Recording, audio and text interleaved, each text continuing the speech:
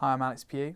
I'm a runner for TV shows and films. I've worked on the new series of Poldark and the series before, the new series of Broadchurch, and a new TV show called Three Girls.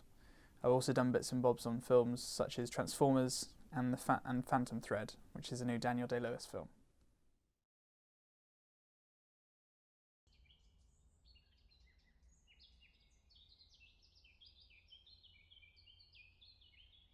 Yeah, it's been difficult getting into the industry. You have to be incredibly lucky to start with, and that's only to start with. You have to have that luck throughout until you really hit the ground running. I got into it because my neighbours knew a producer, a line producer, and I emailed her saying, "Can I just do a few days work experience? And I'll work for free." She said, "Come along," which was amazing. It was a TV show called Agatha Raisin for Sky One, and I came down for a few days. They were filming about an hour away from my house, and I was on set as a work experience runner, and I was doing things with the assistant directors, and just learning from them. Then they turned around and said, "You're not too bad at this. We'll keep you on for a few days." And amazing. I kept going through with it, and then they eventually offered me a few days where they paid me, which was incredible. I just left school. I hadn't gone to university, and I had no idea what I wanted to do. And that really gave me a running start. From there, it just sort of went. It kept going. I got the contacts I made on that TV show. They passed me on to other people. I got onto the second series of Poldark. Did some work experience for them before they offered me a paid position, and I stuck it through them until they wrapped. Then it got a little bit harder. It was a tough sort of 8 weeks where I didn't get any work, and that can be really frustrating when you don't have when you don't know when the next job is coming, and you just sort of sit twiddling your thumbs, wondering, what am I going to do now? I might have to get another job. I might have to work in a bar or something like that just to pay the bills and stuff. And luckily I didn't, because I live with my parents, so I was all right. It was okay.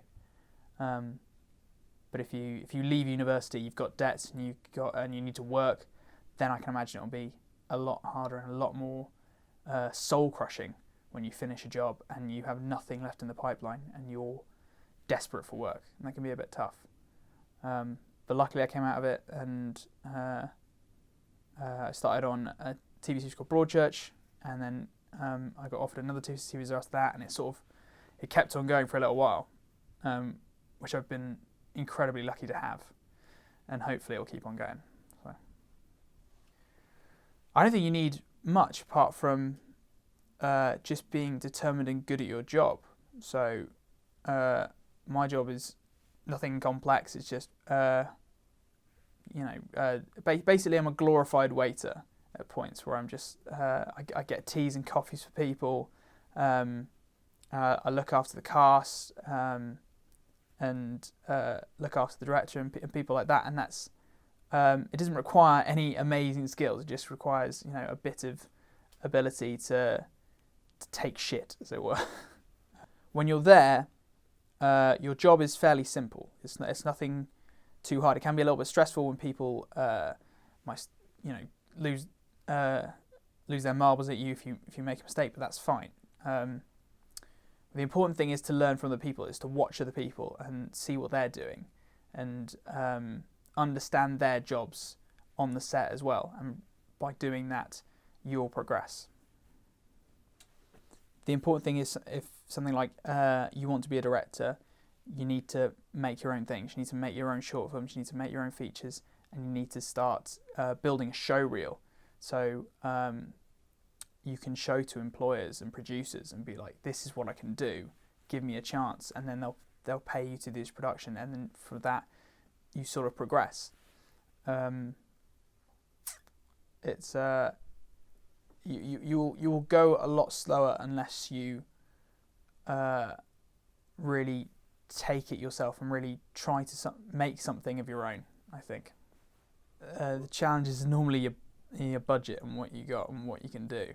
That's the main sort of thing, is what you're limited by. Sometimes it can be a good thing. Sometimes, if you're given limitless boundaries, then you might not be able to create something brilliant. But definitely when you're young and you don't have a Hollywood budget or anything like that, or experienced crew members around, it can be much harder. And it's just about persevering and making mistakes. You've got to make mistakes to progress and to learn. That's the most important thing. The first step is making those contacts. Is somehow finding people on something like LinkedIn, and emailing around asking if you can do days for free. And that's the most important thing, I think, because people in the industry are happy if they've got people who will help out for free. That's a given. And then from there, you learn, and that's very important. Is learning on the job, and you learn what a set is like, and you learn what the crew do and what happens behind the camera, and that's very important to getting in the industry. It's just working for free. I'm just going to make some short films as much as I can, try and get a show reel, and then we'll go from there. I'm happy working as a runner because I still get paid a decent amount on the side, and just doing that, and then watching other directors and learning from them, and then trying to pursue directing at the same time. So I'm trying to do a balancing act between the two, but I mean, I'm 20 years old, and directing is, a craft that is far away at the moment. So I'm more than happy to just wait, and I'm in no rush. It's definitely a good thing that I'm part of a generation that has much more affordable cameras, and much more affordable sound equipment as well. I think sound is as equal to the visuals of a film. I love what I'm doing, so I'm gonna stick to it, and hopefully I'll make a career out of it.